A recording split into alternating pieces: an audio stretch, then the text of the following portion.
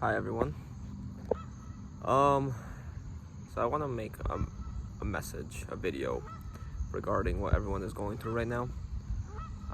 In terms of the ultimatum from their jobs or their schools or whatever situation they may be in, their families, and which may require you to get the certain medical malpractice that we're being put through currently.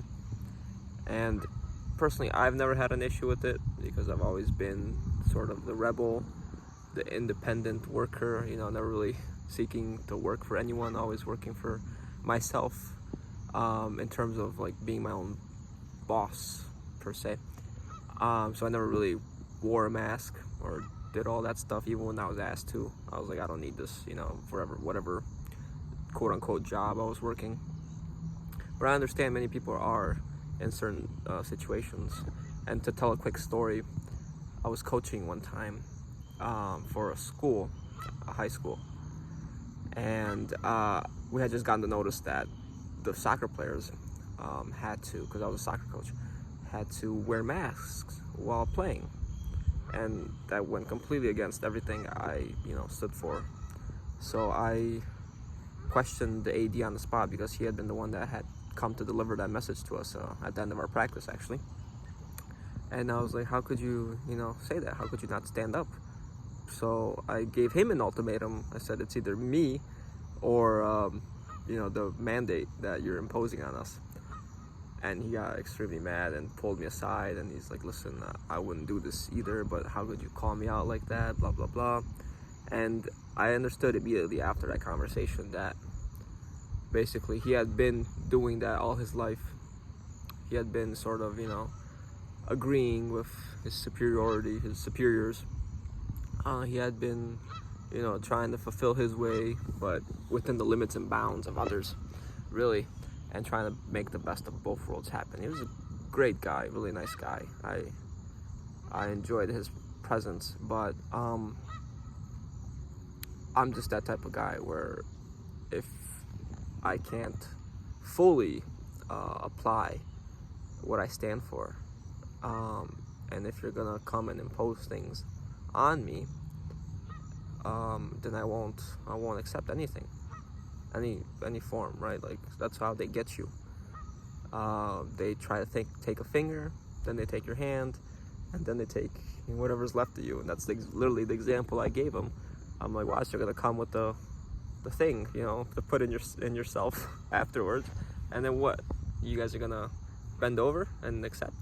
I'm like, you could easily stop this if you all got together, if all the ADs got together, if all the coaches got together, if everyone, just not even everyone, at least like 50%, the majority, over 50%, got together and said something. Hey, we don't want this.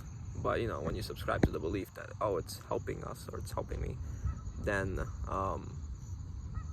you fall prey to it. But my main message is, I guess, for those that are in the situation, I understand what you're going through. You have basically been doing this all your life, where you've accepted things how they are. But it's time to wake up. It's time to question. It's time to use your discernment, and it's time to really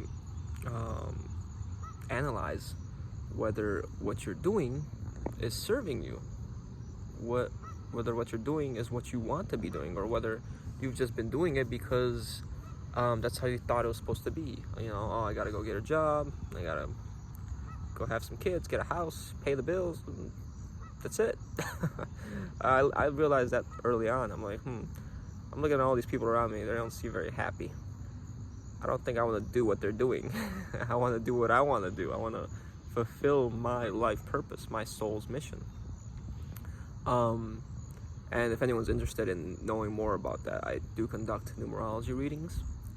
So comment below if you would like for me to give you a reading based on your date of birth, in which you can find out all the skills and qualities that you possess, which could certainly lead you towards your life purpose. I definitely can't see your life purpose in the chart from my current experience. That is really up for you to decide, to feel what you're called to. But anyways, being somewhere that you don't want to be is really an element of fear, right? So you're doing something that someone else told you to do because you don't think that if you went and did what you wanted to do, that you would succeed, that you would have everything provided for you. And then they exert their control on you because they see you in that state of fear. They can manipulate you. And then you're like, oh, well, now in order to be here in a place that I didn't want to be here from the beginning, now I have to do all these things that I don't want to do. So really, in essence, they're helping you make a decision. It's time to wake up. Are you gonna basically keep lying to yourself, or are you gonna finally tell the truth? And it's hard when you have all these lies going on and you have to circle back to each one of them, make sure, it's a house of cards and they all stick up together. When you tell the truth, the house of cards collapses, right? You have to analyze everything you've been lying to yourself to. And that's why it's very, very hard for someone nowadays to go through an awakening, because they've accepted so much stuff that has already been given to them. And it's like, oh wait, that was fake. Everything was fake. Everything they told me was fake. I've been lying to myself this whole time and just accepting it. That's why awakenings can be hard. And sometimes if it's too much, which is what they're being careful with right now, that's why they're not releasing all the information right now. Because if it's too much, it can cause you to go insane, because you don't have anything to attach yourself onto anymore. That's what the ego is. It's an attaching. Oh, I'm this engineer. Oh, they take it away. I'm not an engineer anymore. I'm this body. They take away your body. I'm not this body. You go crazy, right? Because you haven't integrated all these truths within you yet, and you're not ready to, right? There's a time and a place for everything, but now a lot of people are coming to that time and place, and slowly but surely they're waking up.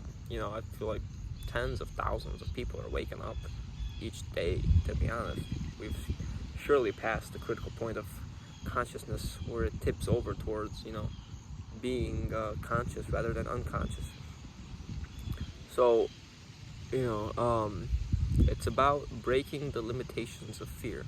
When you break those limitations of fear, your ancestors are always watching you. Your guides are always watching. Your angels, whatever you want to call them, they're different from what I just listed. They are different, but whatever you want to call them, the universe, creator, God, it's watching you, and it's basically testing you. Like, are they gonna do it? Are they gonna break out? They're cheering you on, like the Truman Show.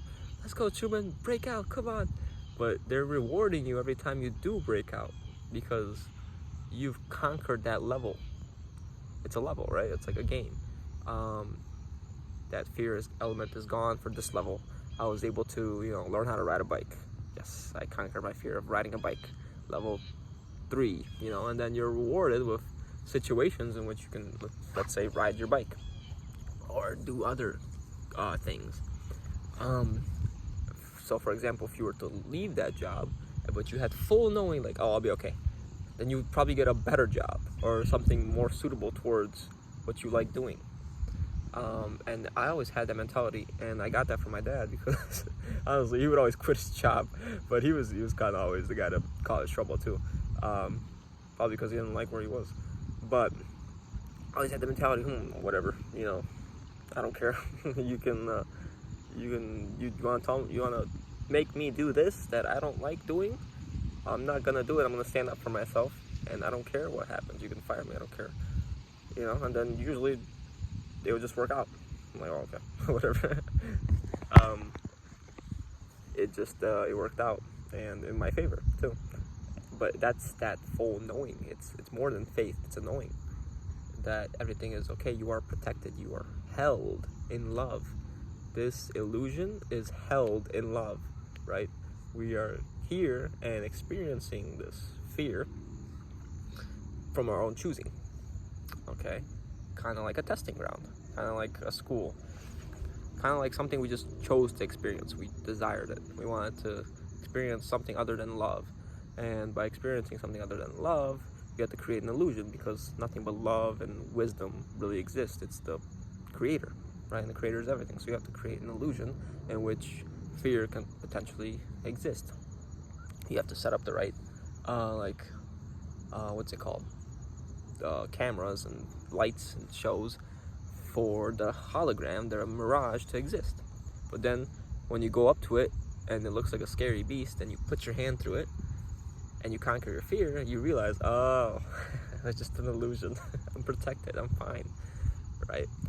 And Christ, I read a lot about Christ's life, and from his perspective, actually, a lot of his life was channeled through other people, through writing, and he, retold his life. And he would talk about how after his awakening, he would just walk in full knowing that the Creator would provide for him with his disciples. And his disciple would ask Christ or Yeshua, or I forgot what they called him, Ben Joseph, I think was his name actually. We're hungry, or Lord, I don't know if they call him Lord, but anyways, we're hungry. We've been walking for so long, and Christ would say, "Oh, you're right. Don't worry. The Creator will provide." The Father, he called the Creator the Father because that's what they could accept at the time. Really, it's a father, mother. It's a neutral aspect, a combination of both. Father will provide wherever we go, and so it was. They'd walk into some village and be offered food, right? So whatever you ask for, it is given, but you must have that knowing that it is coming, right? We exist in this time matrix in which our creations are instantaneous, but outside of this dimension, right? It takes time for the creation to manifest, but expect it, because so it is coming. Yeah, so you are faced with a tough decision, tough in quotations, really it shouldn't be that tough. If you know what's right for you and you know what you want, it's not a tough decision. But if you subscribe to the fear and you don't think anything will happen, you don't think you'll be protected, then yeah, tough decision. But I'm here to tell you, and I'm here to remind you, because you know it, that if you believe, you can achieve. Okay, so I hope this message helps those that are stuck in any of these situations, and have that knowing that you will get through it. You'll be just fine. Okay, take care.